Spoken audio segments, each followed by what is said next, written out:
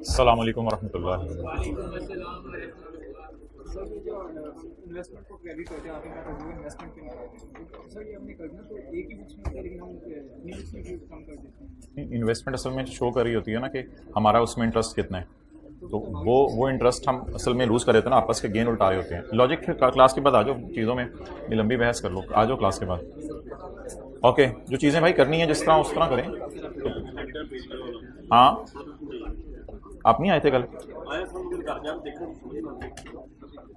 भाई? कल वाले 100 पेज में तो कुछ भी नहीं था। इसमें क्या था? कुछ भी नहीं था। अच्छा भाई,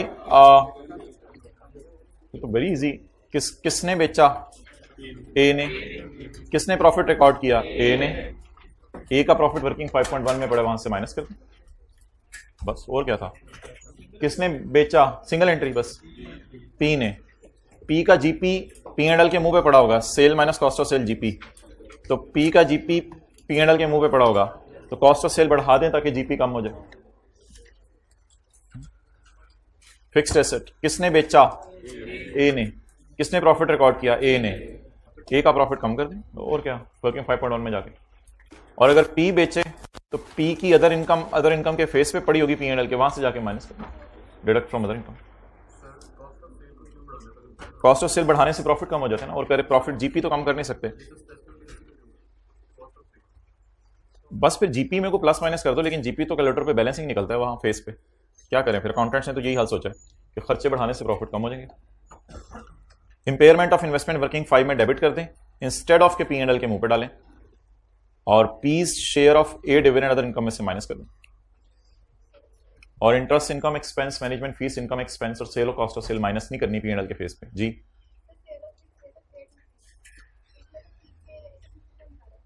किसके? एसेट वाली तो फिर वो आप बैलेंस शीट के एंगल से सवाल करेंगे जी। Sale of fixed asset A to P, hand written page number 2। Sale of fixed asset A to P, किसने बेचा? ए ने। तो ए के प्रॉफिट एआरई सीआरई में पड़े में वहां से निकाल दें। किसने खरीदा? पी ने। तो पी के एसेट्स में से पड़ा हुआ, उसमें से माइनस कर दें। पी के एसेट्स तो बैलेंस शीट में नजर आ रहे होते हैं। तो जिस तरह उंगली पकड़ के समझाया जा रहा है उसी तरह चलें, उस तरह सोचेंगे तो परेशानी देंगे फिर। या तो फिर हम उस तरह सोच की लॉजिक से एक एक करके डिस्कस करते रहें और घंटा रोजाना क्लास में ये ज़ाया कर दें, या फिर प्रैक्टिस कर लेते हैं इन चीज़ों की ताकि चीज़ें पक्की हो जाएं और पेपर में पास हो जाए। तो नेवर एंडिंग स्टोरी है, फिर जितनी मर्जी डिस्कशंस कर लें। ओके, सवाल निकाल लें। कल वाला सवाल हम रिज्यूम करते हैं इंशाल्लाह। अभी होमवर्क वाला सवाल एज इट इज कितने लोगों का सही हो गया था? बस ये ऑब्जेक्टिव है। आप देखें 70-80% लोगों का सही हो रहा है। आपने होमवर्क का सवाल किया था? दिखाओ जरा, दिखाओ आज, दिखाओ जरा भाई का, चेक करो। शाबाश दो भाई के कंधे पे, और कंधे पे शाबाश दो। इनाम का आपने नहीं डिसाइड करना होता, मैंने बताना होता है जब देना जब नहीं देना। थोड़ी थोड़ी देर बाद अम्मी वो कह रहे थे छोटे भाई को नाम दें, छोटे भाई के साथ यार कमीशन मेरा होगा।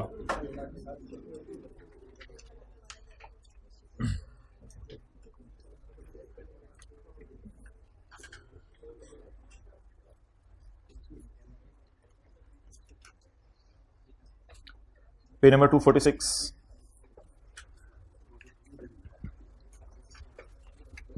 The following balances are extracted. आखिरी रो में बातें ना करें हाइब्रिड में, please please. The following balances are extracted from the records of, जरा दूर दूर होकर बैठे वरना फिर बातें होती रहनी है। From the records of P limited, S limited and A limited for the year ended 30/1/2019। Gross profit आ रहा है पी का, एस का और ए का। ऑपरेटिंग एक्सपेंसेस आ रहे हैं, प्रॉफिट बिफोर टैक्स आ रहा है, टैक्स एक्सपेंस आ रहा है, प्रॉफिट आफ्टर टैक्स आ रहा है, ओसीआई भी आ जा रहा है। Revaluation surplus on PPE. Parent शायद रिवैल्यूएशन मॉडल यूज करे अपनी सेपरेट फाइनेंशियल स्टेटमेंट में। 246। पेरेंट रिवैल्यूएशन मॉडल यूज करे अपनी सेपरेट फाइनेंशियल स्टेटमेंट में, और एसोसिएट भी रिवैल्यूएशन मॉडल यूज करिए। पेरेंट ने सब्सिडरी को खरीदा है कई साल पहले, और एसोसिएट को खरीदा है हमारे साल के पहले दिन। P&L revaluation model already use करें अपनी सेपरेट फाइनेंशियल स्टेटमेंट्स में। अगर सब्सिडरी भी रिवैल्यूएशन मॉडल यूज करती तो उसकी किताबों में सरप्लस आता 8 का, अगर वो भी यूज करती। तो इसका मतलब है हमने एक बात पढ़ी थी यूनिफॉर्म अकाउंटिंग पॉलिसीज की, कि सब ने यूनिफॉर्म अकाउंटिंग पॉलिसीज लगानी है।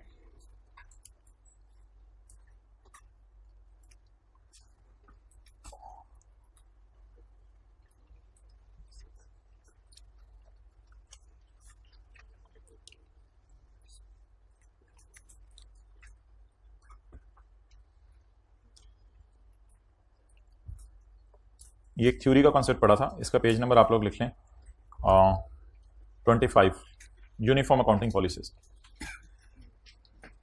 If a member of group uses accounting policy other than those adopted in consolidated financial statements, असल में कंसोलिडेटेड फाइनेंशियल स्टेटमेंट्स में वो पॉलिसी चलती है जो पेरेंट असल में चला रहा हो, and events in similar appropriate adjustments are made to that group members financial statements. तो मेंबर्स यानी सब्सिडरीज की फाइनेंशियल स्टेटमेंट में आप कंसोलिडेशन पर्पस के लिए एक एडजस्टमेंट करेंगे। ये पैरा है IFRS 10 का। IFRS 3 और 10 डील करते हैं सब्सिडरीज को, और IAS 28 डील करते हैं एसोसिएट्स को। इसलिए हम सब्सिडरी को मजबूर करेंगे कि तुम भी अपनी सेपरेट फाइनेंशियल स्टेटमेंट्स में रिवैल्यूएशन मॉडल यूज करो। नहीं, सेपरेट में जो मर्जी करें, हम मजबूर नहीं करेंगे। बट जब हम कंसोलिडेशन करने लगेंगे तो मैं 22 के नीचे डबल अंडरलाइन हटा रहा हूं सिर्फ समझने के लिए। और अगर ये भी रिवैल्यूएशन मॉडल यूज करती तो इसकी रिवैल्यूएशन कितनी होती 8 की, और TCI कितना होता फिर 30। तो किसको किसके मुताबिक ले आए, सब्सिडरी को पेरेंट के मुताबिक ले आए। लेकिन एक बात लिख लें, वो मैं पहले सुन लें, एसोसिएट को इनके मुताबिक लाना जरूरी नहीं होता। असल में associate is not a part of group, ये हमारे ग्रुप का पार्ट नहीं है। ये मैं आज आपको पहली दफा बता रहा हूं। द रीजन इसके हमारा उस पर कंट्रोल ही नहीं है। ऐसी 20-25% शेयर खरीद के उसको ऐसी दुखनियां दिए रखें, यार ये कर लो वो कर लो, एसोसिएट कहती है चलना से। तो एसोसिएट पे हमारा कोई कंट्रोल नहीं होता। इसलिए कल कल को अगर कभी पेपर में सवाल आया कि एसोसिएट का सरप्लस नहीं है और तो फिर छोड़े पड़िएगा टेंशन, भाई इन दोनों को एक रखना है। एसोसिएट की टेंशन नहीं लेनी, सिर्फ किसकी टेंशन लेनी है, सब्सिडरी की। सब्सिडरी एक से ज्यादा हो तो सबकी टेंशन लें, सब्सिडरीज होंगी फिर, क्योंकि उसने अभी मैंने जो अंग्रेजी पढ़ाई है उसने लिखा होता मेंबर्स की टेंशन लें, यानी सबकी टेंशन लें। लेकिन obviously similar adjustments are made to that group members. Group members में एसोसिएट नहीं होगा, एक से ज्यादा सब्सिडरीज हो सकती हैं। तो एक से ज्यादा सब्सिडरीज तो अल्लाह का शुक्र है हमारे सिलेबस में नहीं है। तो सब्सिडरी डिफरेंट मॉडल यूज करे, ये परेशानी की बात है, इसको सेम मॉडल पे लाएं। अगर एसोसिएट डिफरेंट मॉडल यूज कर रही होती तो खैर थी, लेकिन अभी तो अल्लाह का शुक्र है वो भी यही वाला मॉडल कर रही है। अभी इस बात को सुन लें, फिर किसी दिन लिखवा भी दूंगा और इसको अप्लाई भी करेंगे इस बात को। फिलहाल इस बात को छोड़ दें, बस एक जहन में कहीं कोने में बात याद रख लें। कौन डिफरेंट मॉडल यूज करे तो खैर है, कौन डिफरेंट मॉडल यूज करे तो परेशानी की बात है, सब्सिडरी। चलें जी, ये फिगर्स कहां कहां जानी है। वर्किंग 5, ओहो वर्किंग 5.2 आ जाएगी और वर्किंग 5.3। इन चार चीजों के नाम याद करें। S PAT, A PAT, SOCI। भाई प्लीज खामोश, TCI की टेंशन नहीं लेनी आपने, TCI को कहीं नहीं लेके जाना होता, ये बैलेंसिंग आ जाएगा। AOCI, S PAT A PAT, SOCI AOCI, S PAT A PAT SOCI AOCI। तो ये चार नाम आपको याद होने चाहिए। किसमें 7-7 परसेंटेजेस लगानी है, एसोसिएट में। एस के अकाउंट को तब तक पूरा नहीं बनाना, एस प्रॉफिट और SOCI, जब तक के सवाल में टोटल प्रॉफिट वगैरह सब निकलना है। जब कोई भी बांटने की जरूरत हुई तो वो जो एस के अकाउंट्स थे, एस वर्किंग 5 हमने काफी लेट क्लोज की थी, लेकिन इसकी बाकी वर्किंग साथ साथ क्लोज करते जाते हैं। तो ये 4 वर्किंग्स ओपन करते हैं और ऊपर सवाल में तकरीबन हम 1 2 3 4 5 6 7 8 एट्रीब्यूशन के लिए 3-4 लाइनें, 9 10 11 12। आज एक और एट्रीब्यूशन भी होनी है TCI की, ओए तो तकरीबन 18-19 लाइनें छोड़ के हम वर्किंग शुरू कर देते हैं। वो आप अपने रजिस्टर पे खुद डिसीजन लें, 18-19 लाइनें वर्किंग्स बता दें जी। वर्किंग 5, एस पैट,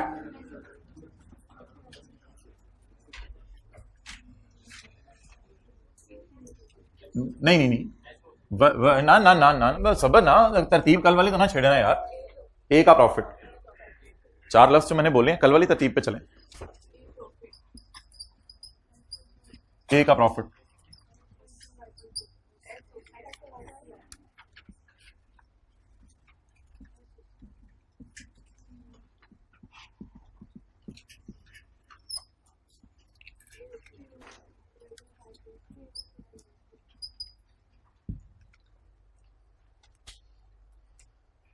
ये OCI IS 16 IS 38 वाली भी हो सकती है, और ये OCI IFRS 9 वाली भी हो सकती है।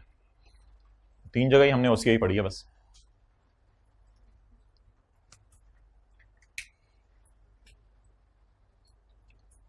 इन चारों वर्किंग्स का मकसद क्या होगा? इस वर्किंग का मकसद क्या है कि कुछ हिस्सा हमारा नहीं है। इस वर्किंग का मकसद क्या है? कुछ हिस्सा हमारा है। तो इसी तरह अगली दोनों वर्किंग्स भी हैं। आप बता दें 7-7 फिगर्स में परसेंटेज लगानी है।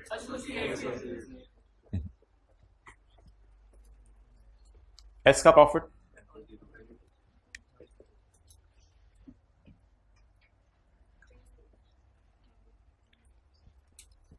ए का प्रॉफिट 5,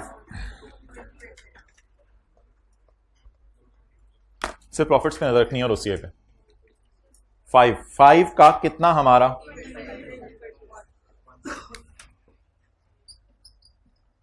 7-7 परसेंटेज लगाते हैं।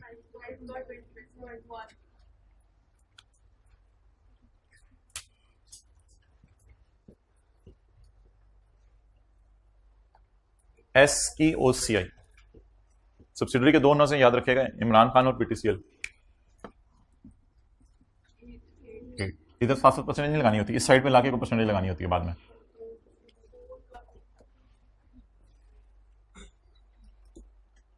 ए के OCI में हमारा सिर्फ 20%, 7-7 परसेंटेज लगानी है।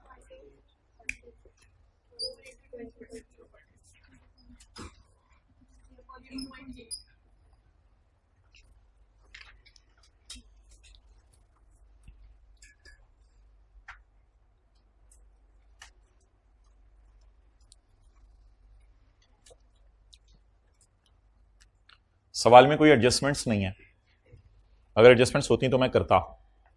एडजस्टमेंट्स कर लेने के बाद अब आपने इसको नहीं लिफ्ट करानी, सब्सिडरी को लिफ्ट, इसको प्रोटोकॉल देना है एंड पे। बिल्कुल ये आप बैठे, आप साइड पे हो, आपको एंड पे प्रॉपर आपको खाना पैक करके देंगे इंशाल्लाह। हम आप इधर भी खिलाएंगे बिठा के, आपको पैक करके भी देंगे, लेकिन जरा लोगों को निकलने दें, क्योंकि आप अगर शॉपर पकड़ के लेके जा रहे हुए तो लोगों के सामने फिर हमें बुरा लगेगा।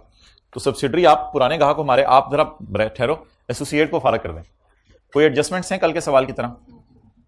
कोई A2P 3 चीजें आती हैं भाई इधर, A2P stock, A2P fixed asset और इंपेयरमेंट। बस हमारा सिलेबस खत्म हो गया ए प्रॉफिट के एतबार से। ये 3 चीजें आती हैं बस इधर, A2P stock, A2P fixed asset और इंपेयरमेंट, बस 3 चीजें आती हैं। तो देयर आर नो एडजस्टमेंट्स। इसलिए इन फिगर्स को असल में हमने P&L के ना मुंह पे कहीं डालना होता है, इसलिए इनको निकाल के रख लें। कैरी डाउन 1, कैरी डाउन, इन दोनों को छोड़ दें।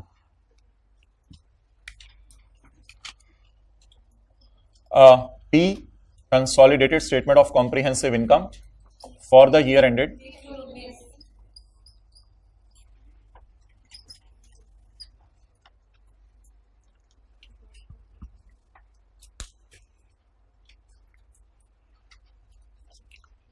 किसके फिगर्स को लाइन बाय लाइन ऐड करना होता है?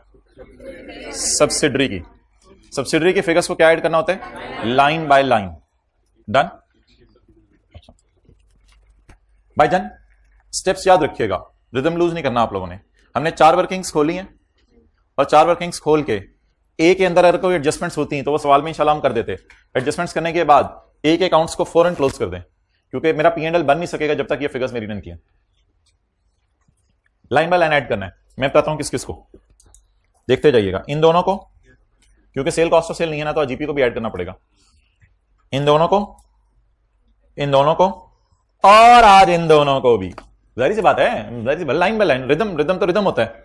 दोनों की सेल ऐड कर दें, दोनों के खर्चे ऐड कर दें, दोनों की इनकम टैक्स ऐड कर दें, दोनों की अदर इनकम होती है ऐड कर देते, दोनों की अदर कॉम्प्रिहेंसिव इनकम है तो भी ऐड कर दें।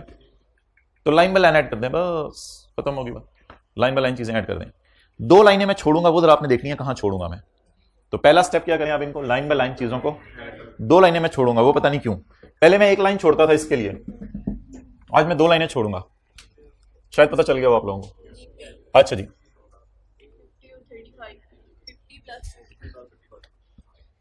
1 2 3 4 5 6 7 8 consolidated statement of comprehensive income, इसमें P&L भी आएगा और OCA भी आएगा। 50 + 35।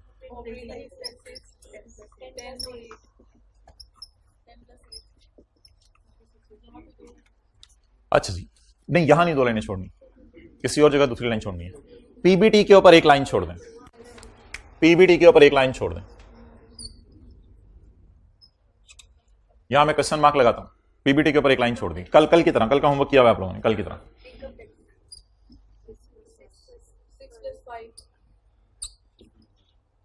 लाइन बाय लाइन 8 चीजों को पकड़ना है। OCI इधर आ जाएगा जी हमारा profit after tax.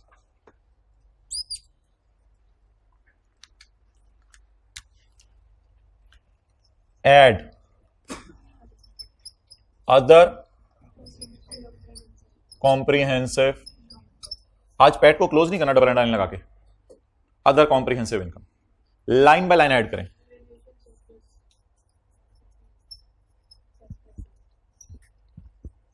PS PS PS PS 10 + 8 जी, वो दूसरी लाइन इधर है, दूसरी लाइन इधर है। अब इन द एंड हमारा आ जाएगा टोटल कॉम्प्रिहेंसिव इनकम। अच्छा जी, सारे इधर देखें। कंसोलिडेटेड प्रॉफिट एंड लॉस और कंसोलिडेटेड OCI में कोई मसला बताएं। P का पैट निकल आया, कोई मसला इसमें आपको, कोई एतराज?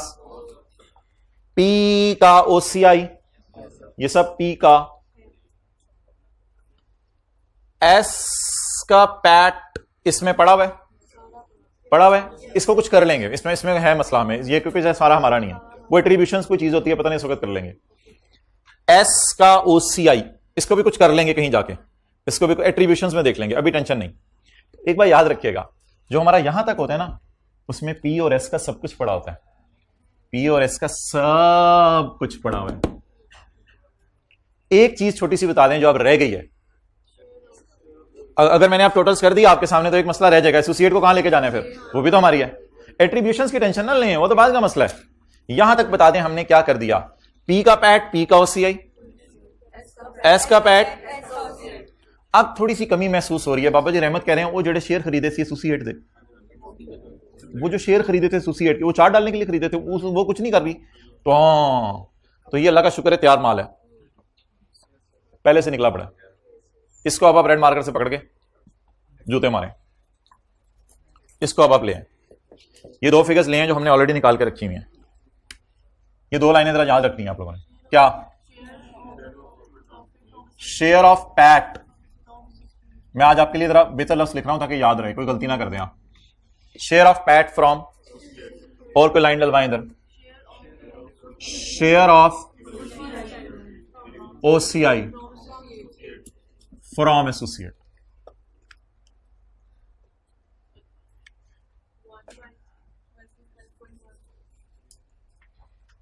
जी, वर्किंग 5.1, 5.3,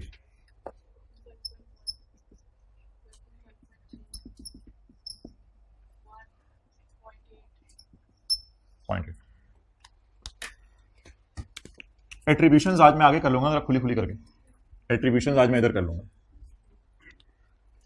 आप बता दें now what is this all. P का पैट, P का OCI, S का पैट। ये वैसे खतरे की बात है, कुछ इसका करते हैं आगे जाके भी सेट, ये जरा खतरे की बात है, इसको सब कुछ हमारा नहीं है, इसका चलो देख लेते हैं, इसकी टेंशन अभी छोड़ें। ए में अल्लाह का शुक्र है कोई मसला ही नहीं, वो ऑलरेडी परसेंटेज लगा के आए। बस खत्म हो गया, टोटल्स कर लें।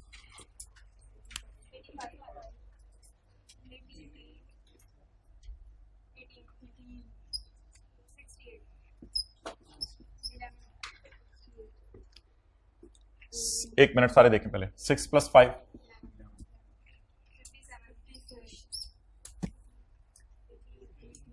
नहीं पैड को क्लोज नहीं करना, डबल 9 लगा के क्लोज नहीं करना आज। 18 इसका कर लें, सब टोटल कर लें। 18.8 आप बता दें। 57 + 18.8 70.8।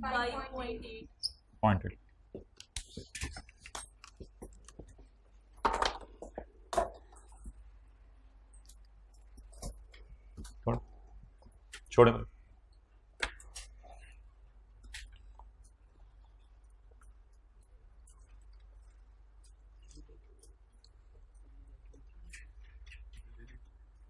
नहीं, अभी तो नहीं तस्वीर लेनी, फाइनल पहले एट्रीब्यूशंस तो होने दो। ये क्यों नहीं हमने क्लोज किया वर्किंग 5 को और 5.2 को? बस अभी तो कोई नहीं, अब सब कुछ ही अपना है।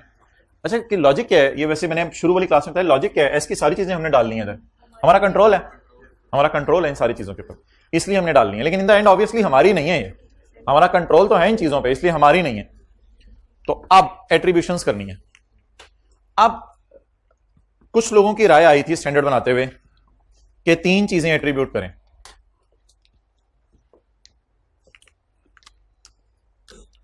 पैट की एट्रीब्यूशन करें,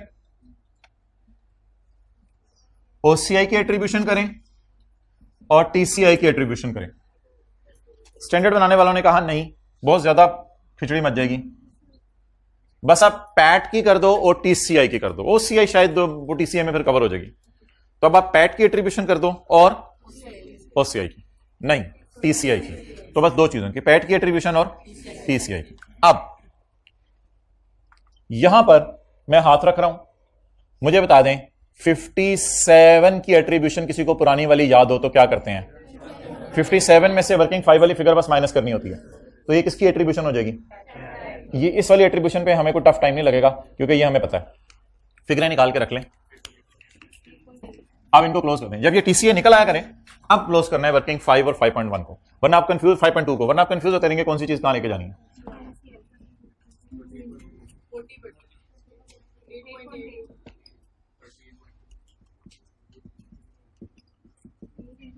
ऑब्वियसली सब्सिडरी ने कोई चीज रिवैल्यू की है तो इमरान खान को फुल खुशी तो नहीं होगी। इमरान खान को सिर्फ इसमें से 40 पॉइंट ये रीस्टार्ट हुआ है।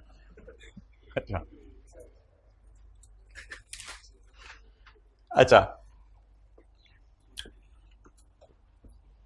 पैट कौवा चला हंस की चाल, अपनी नहीं बोलनी।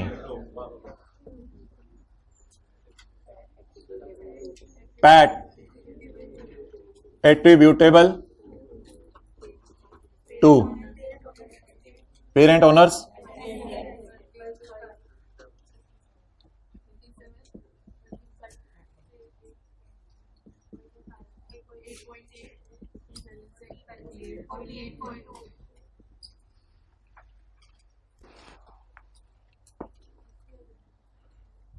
करें नोट।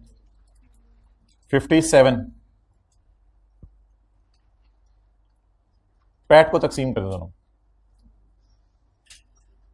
मेरे ख्याल से पैट में एस का पैट पड़ा होगा, ऐसा ही है। पैट में एस का पैट पड़ा होगा ना, तो ये टोटल पैट आ गए सबके, इसमें एस का भी क्या पड़ा होगा? पैट। तो वो बस हमने किया सेट। अच्छा जी, 70% बच्चे टीसीआई की एट्रीब्यूशन खुद कर लेते होते हैं। पैट की एट्रीब्यूशन में तो से ओवर हो गया। अब एट्रीब्यूशन किसकी करनी है? टीसीआई की। पहले तो ये बता देना, ये तो 100% बच्चे सही बताएं। TCI attributable to transposition error 78.5 कहां से आ गया? 75.8। इधर क्या लिखूं? ये जरा ट्राई करें आप। 70% बच्चे कर लेते होते हैं।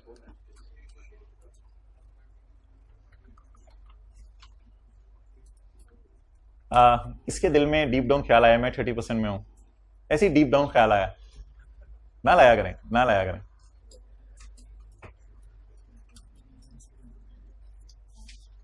उसके दिल में शायद ख्याल आया और जुबान पे नहीं लाना चाह रहे। आज आपने इस मेरी उसको बदलना है, 100% पे लेके जाना है, पॉजिटिव साइड पे 100% लेके जाना है। ट्राई करें जरा, ताकि मैं अगलों को कुछ बताऊं कि एक सेशन आया था बारिशों वाला। जी बताएं जल्दी। हाँ जी, मुझे ये बताएं कि वैसे आपकी अंडरस्टैंडिंग क्या है अकाउंटिंग में बनी हुई कि टीसीआई होता है पैट भी और ओसीआई। इमरान खान को यू फोन का पैट भी मिलना चाहिए और इमरान खान को यू फोन का ओसीआई भी मिलना चाहिए। आपकी अंडरस्टैंडिंग क्या है? टीसीआई क्या होता है? पैट और ओसीआई। पैट तो पैट होता है ना, टीसीआई क्या होता है? पैट और, तो मेरे ख्याल से इमरान खान को, अब ये ना सोचें यहां कुछ हो गया भाई, इन फिगर्स को मैं आगे यूज नहीं कर रहा, यहां भी वो कर लिया, वहां भी वो कर रहे हैं, क्या कर रहे हैं, इस तरह ना सोचें। इमरान खान को टीसीआई में हिस्सा बताएं उसका, तो पैट में उसका हिस्सा 8.8, ओ एसोसिएट की कोई चीज उसे ना दे दीजिएगा, इमरान खान ने नहीं शेयर कर दिया एसोसिएट को, खुदा के लिए 8.8 इमरान खान को पैट में से दे दें सब्सिडरी के। ये फिगर कितने लोगों ने इस तरह निकाली है और कितने लोगों ने कुछ और किया? हाथ खड़ा करें।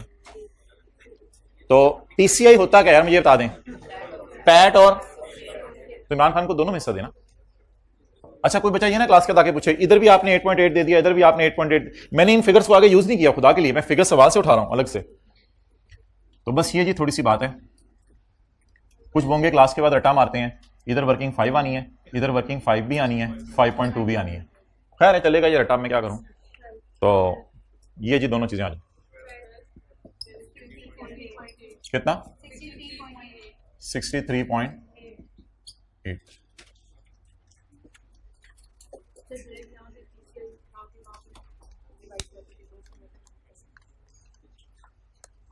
कहां से उठा के कितना उठाते हैं उसमें से? कौन सी फिगर उठाते हैं? ये फिगर तो बताए ना यहां से, वो तो ले गए ना। हाँ फिर उसके बाद क्या करते हैं? अच्छा एक राय ये आ रही है कि पैट की एट्रीब्यूशन ना करें, खाली टीसीआई की कर लें। बहरहाल स्टैंडर्ड ने दोनों की गई हुई, अब हम स्टैंडर्ड तो नहीं बदल सकते।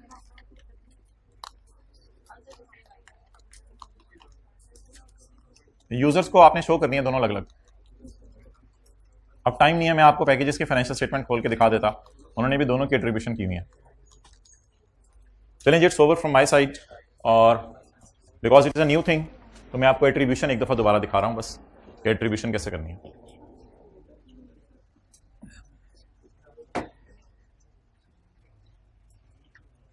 अच्छा जी, रिदम क्या बनाए चीजों का? कितनी वर्किंग्स ओपन करनी है? 4। एक ही वर्किंग्स में 7-7 परसेंटेज लगा देनी है। अगर कोई एडजस्टमेंट्स हैं यहां, वो करने के बाद इन दोनों के कैरी डाउन निकाल लेने हैं। अब ये दोनों तैयार हैं P&L के मुंह पे जाने के लिए। स्टेप 1, लाइन बाय लाइन चीजें ऐड कर दें, ये भी लाइन बाय लाइन ऐड कर दें, 2 लाइनें नहीं डालें, एसोसिएट का पैट और एसोसिएट का और टोटल्स कर दें। एट्रीब्यूशन किस किस की करनी है? पैट की, और इधर लिखना है 57, इन दोनों को एट्रीब्यूट करना है। पैट की एट्रीब्यूशन, टीसीआई की एट्रीब्यूशन। ये तो हो गया फॉर्मेट। एनसीआई को पैट कितना मिलना है ढूंढ के बताएं।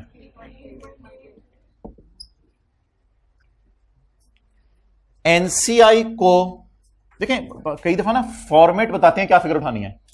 एनसीआई को पैट कितना मिलना है, ये फॉर्मेट बता रहा है। यहां पैट लिख लिया करें पेपर में अगर आपको कोई कंफ्यूजन हो तो। अच्छा, एनसीआई को टीसीआई कितना मिलना है? मेरे ख्याल से एनसीआई को इतना पैट मिलना है, इतना ओसीआई मिलना है। तो 8.8, बाकी तो बैलेंस की निकालना होता है। वो आपको पता है पेपर में हमारा गलत निकलना है, क्योंकि यहाँ कोई ना कोई बोंगी मारी होती है हमने, लेकिन निकाल दीजिएगा, मार्क्स होंगे।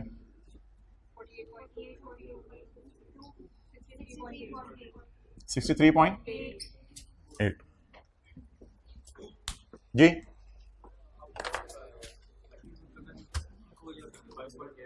किसको? हाँ हाँ, आपने कहा कि 18.8 पे भी इख्तिलाफ था, वो कैसे हो सकता है?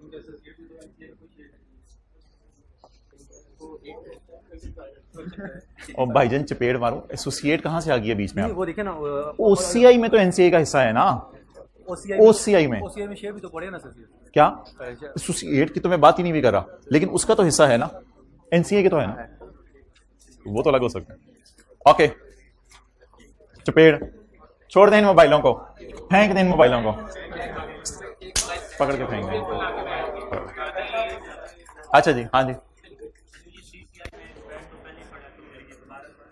क्या चीज?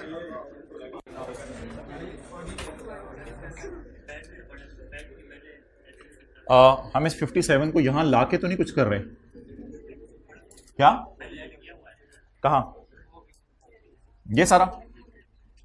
तो हम इन फिगर्स अब बस ये 75.8 है, ठीक है, ये 75.8 है, इस सारे को छुपा देता हूं मैं। अच्छा, चीजें सिंपल होती हैं। अब आप इस तरह 3 छुट्टियां करके आया, अच्छा, तो इस सारे को छुपा के, ऊपर वाले सारे को छुपा दें। मुझे बताएं इसमें पेरेंट का कितना है? ये मसला था बस। पेरेंट कहता था इसमें मेरा कितना है बता दो, तो हम पेरेंट को कहते थे कि 75.8 में से ये भी इमरान खान को दे दे, ये भी इमरान खान को दे दे, इतना सा पैट उसे दे दे, इतना सा ओसीआई दे दे। तो ये जब 12 माइनस कर देते थे तो बाकी सब पेरेंट होता था।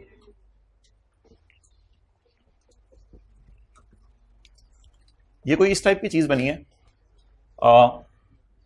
ये 12 एनसीआई को दे दें। ब्रेकअप ये तो डिफरेंट है ना, ये तो लाइन आइटम वाइज ब्रेकअप है। ये है हमारा 63.8 है और एनसीआई का, इसे कहते हैं एट्रीब्यूशन। ऐसे करके ना पेपर में कराइएगा। तो इधर क्या आना है जल्दी बताएं? पैट। इधर क्या आना है? पैट। और इधर पैट। और किन वर्किंग्स को एंड पे क्लोज करना है? एस वाली को। किन वर्किंग्स को एंड पे क्लोज करना है? एस वाली को।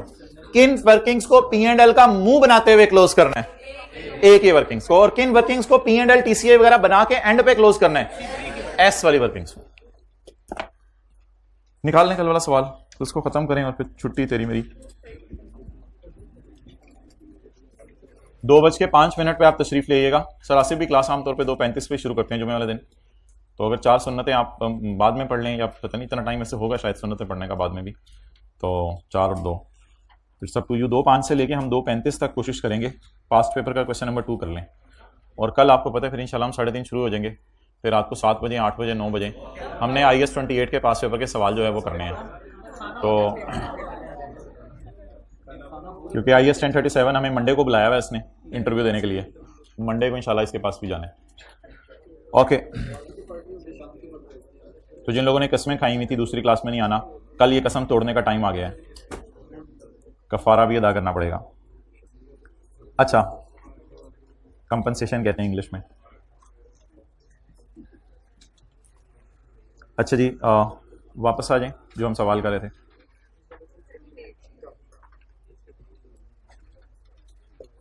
शुरू करें जी। बैलेंस शीट का सवाल जो हम कर रहे थे कल, पेज 230 है। The draft financial statements for the year ended 30/जून 2018 are as follows.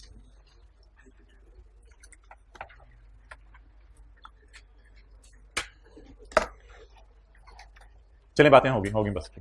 1 2 3 4 5 6 7 8 9 10 11 12 13, in 13 figures को उठा लेते हैं और बैलेंस शीट का सवाल शुरू करते हैं। बैलेंस शीट का सवाल सॉल्व करते हुए हमारी नजर एसोसिएट की किस पे होनी चाहिए? आरई पर। एसोसिएट की आरई पर होनी चाहिए। मैंने उधर से लिखना शुरू करना था। मैंने पहले प्लेट में खाना खाना था, आपने पहले कप धो दिया।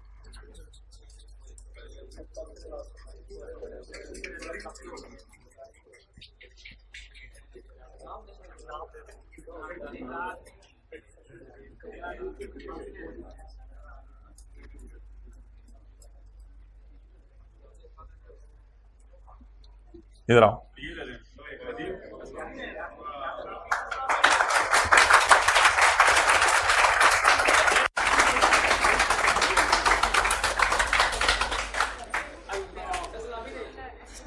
Consolidated statement of financial position as on 30 June 2018। Line by line किसकी चीजों को ऐड करना है बैलेंस शीट में भी? एस की, लाइन बाय लाइन।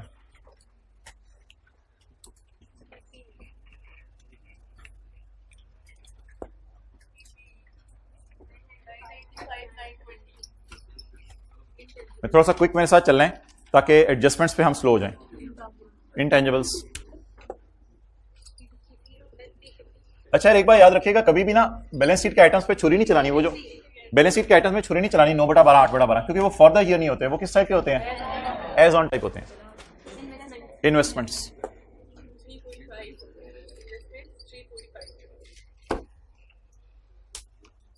अब थोड़े से हम बड़े हो गए हैं, इसको यहां ब्रैकेट में लिखने की बजाय मैं वर्किंग 1.1 में ब्रैकेट में लिख लेता हूं एज पर क्वेश्चन।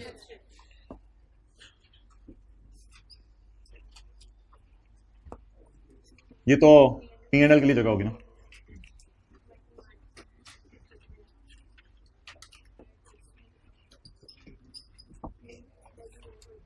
अच्छा, वर्किंग 1.1 में इधर नहीं करा, मैं इधर कर लूंगा खुला खुला करके।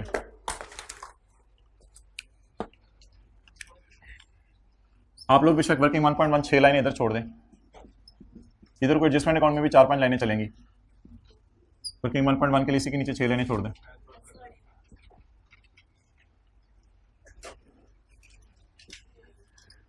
एक दिन था आप लोग ऐसे देख रहे थे, ये सीआरई क्या हुई चीज नहीं आ गई है, फिर अगले दिन हमने एसआरई डाली थी, फिर एसआरई जब एनसीआई आया था ना, ओए होए होए, फिर तो फूकें छोड़ दी सबकी।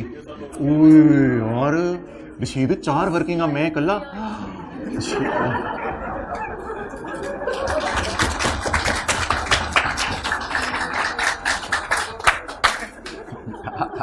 ये प्रोग्राम बंद करें। अब आप हजरात वर्किंग 3 में असल में फिगर ज्यादा आया करेंगी, क्योंकि एआरई वाली एडजस्टमेंट्स भी आती हैं।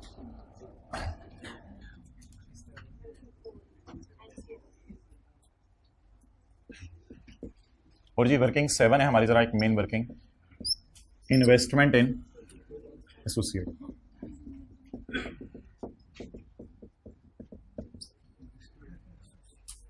अच्छा जी,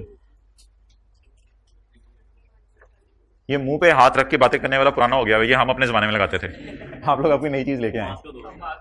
अच्छा जी, investments 345। Please please please please.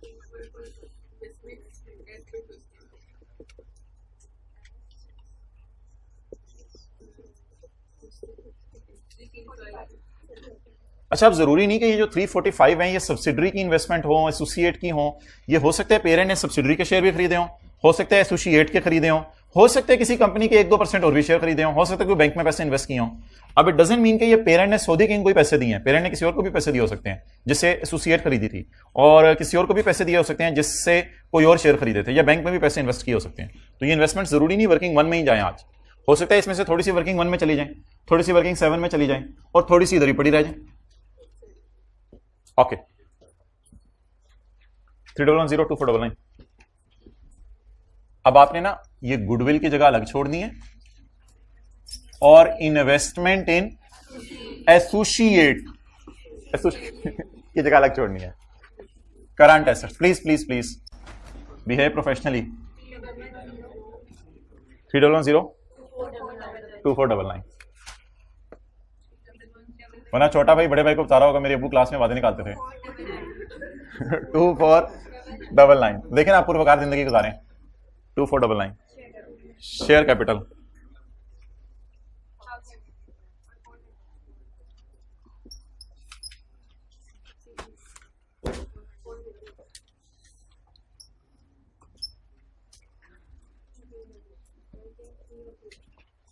$1370929।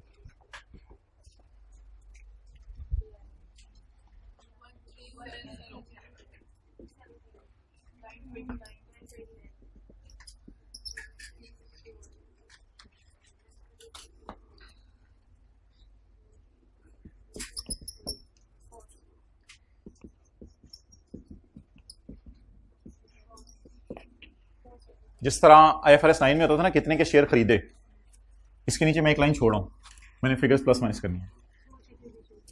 Post RE is equal to closing minus pre. 7 percentage भी लगानी है इस टॉपिक में, लेकिन अभी तो क्लोजिंग है ना, प्री तो आई नहीं, अभी क्लोजिंग तो बस लिखवा दें। 361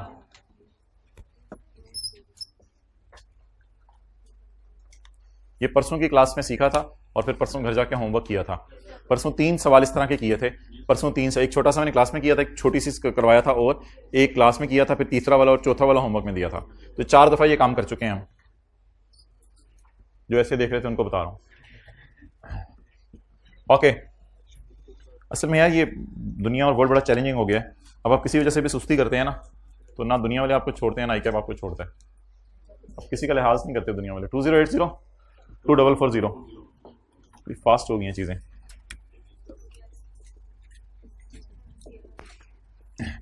एक चीज आज इधर और आनी है, वो मैंने आपको बताई थी कल, एक लाइन में छोड़ा हूं उसके लिए। और in the end current liabilities 2440 1 2 3 4 5 6 7 8 9 10 11 12 13 figures आ गई।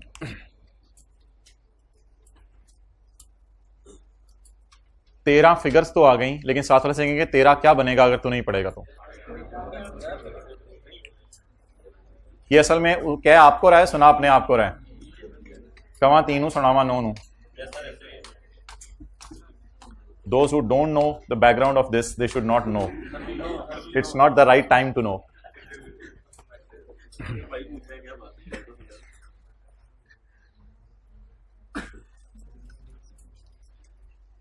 P acquired following non-current investments. 320 million shares in subsidiary. 80% बने थे कल। 320 million shares in subsidiary on यकम जुलाई by paying 125। सवाल साइलेंट होगा तो परचेज की एंट्री हो गई है। अब ये जो इन्वेस्टमेंट्स की क्या एंट्री हुई होगी जब हमने सऊदी किंग को पेमेंट की होगी? इन्वेस्टमेंट इन शेयर्स डेबिट, ब्रीफकेस डेबिट और थोड़े से पैसे ले लो क्रेडिट। तो ये 125 ऊपर बैलेंस शीट में किस फिगर में पड़ा होगा? इसको यहां से लेस करके ले जाएं वर्किंग नंबर 1 में। वर्किंग नंबर 1 में कितना? 345 में से कितने की सब्सिडरी खरीदी? बाकी इन्वेस्टमेंट्स पता नहीं आप कहां की हैं, सवाल बताता रहेगा। और अगर कोई बच गई तो वो इंशाल्लाह यहां पे लाके मैं एज इट इज शो कर दूंगा। तो 125 की इन्वेस्टमेंट्स मुझे कंफर्म हो गया कि मैंने सब्सिडरी में की हैं। 125 को यहां से निकालकर investment in associate 125। Question was claiming कि हमने बहुत ज्यादा इन्वेस्टमेंट्स की हुई हैं। अदर इंफॉर्मेशन टोल्ड इसमें से 125 हमने सऊदी किंग को दिए हैं। इसको रिक्लासिफाई कर दें, इन्वेस्टमेंट अकाउंट से एडजस्टमेंट अकाउंट में ले जाएं।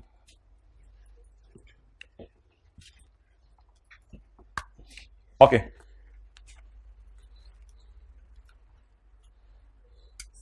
आगे चलें जी।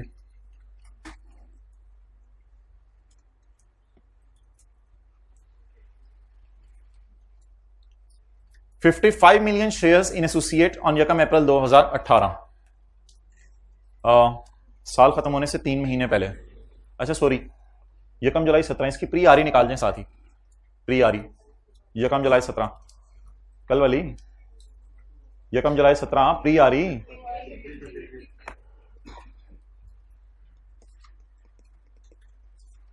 कल ये वर्किंग कराई थी बुक पे ही। प्री आरी 353।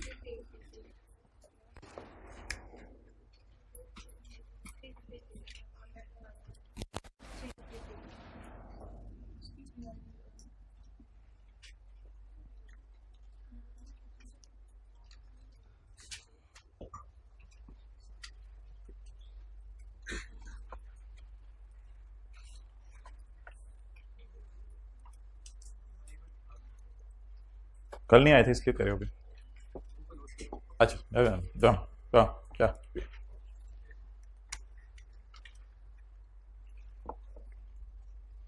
वर्किंग 6 ना बस इसी में हेल्प करती है प्री आरी निकालने में। और कोई इसका मकसद नहीं होता। ये कभी ट्रायल गिवन होता है तो फिर क्लोजिंग आरी भी मिसिंग होती है, फिर क्लोजिंग आरी में कभी हेल्प कर देती है, कभी प्री आरी में हेल्प कर देती है। Okay, 55 million shares in L on यकम अप्रैल 18। The purchase price was made up of 220 million paid in cash. 220 million paid in cash.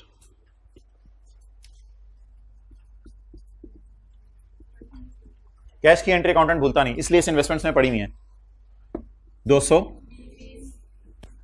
अच्छा, ये माइनस करते सोचना नहीं आपने जीरो आ रहा है या नहीं आ रहा, वैसे आ गया जीरो देखें, लेकिन वो नजर नहीं मानी जीरो आ रहा नहीं आ रहा, नहीं आता ना आए बला से मारी हमें क्या। अच्छा 220 यहां से निकाल लें और 220 यहां से निकाल कर वर्किंग 7 में ले जाएं जी।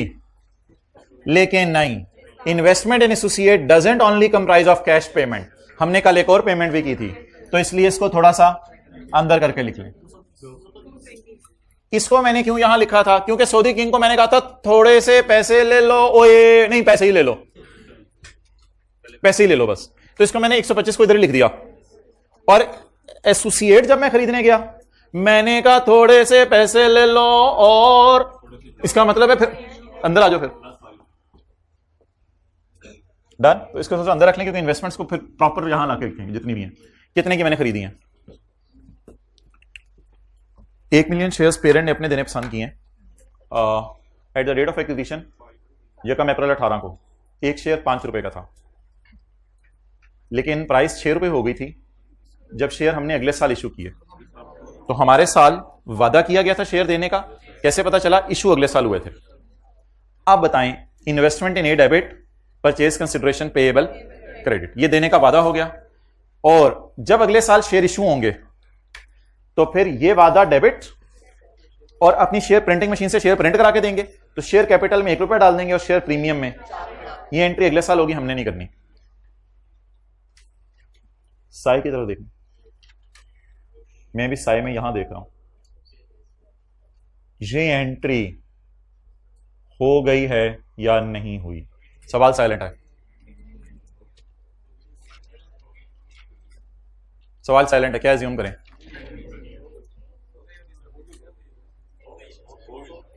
एक्सेलेंट, जवाब आपको यही देना चाहिए था कि सवाल साइलेंट है, तो बिल्कुल you are absolutely right, entries हो गई हैं। बट अगर एंट्री हो गई होती तो फिर परचेज कंसिडरेशन पेएबल का जो अकाउंट क्रिएट हुआ है वो इक्विटी में नई लाइन आइटम के तौर पर नजर आ रहा होता। ये स्किल आप में डेवलप होगी फाइनल अकाउंट्स में जाके, ये स्किल अभी डेवलप होगी। ये स्किल आज पहली दफा फेंकी आपकी तरफ मैंने, ये आज तक कभी नहीं फेंकी थी।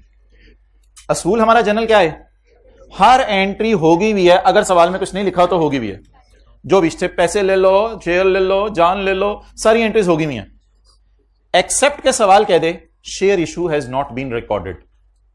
लेकिन इस सवाल में वो है साइलेंट, खामोश है, कुछ बता ही नहीं रहा एंट्री हुई है या नहीं। मैंने एज्यूम की एंट्री हो गई है, लेकिन मैंने जब नजर मारी तो शेयर देने का वादा मुझे इक्विटी में नजर नहीं आ रहा था, वो नई लाइन के तौर पे नजर आना चाहिए, क्योंकि शेयर तो अभी इशू हुए नहीं।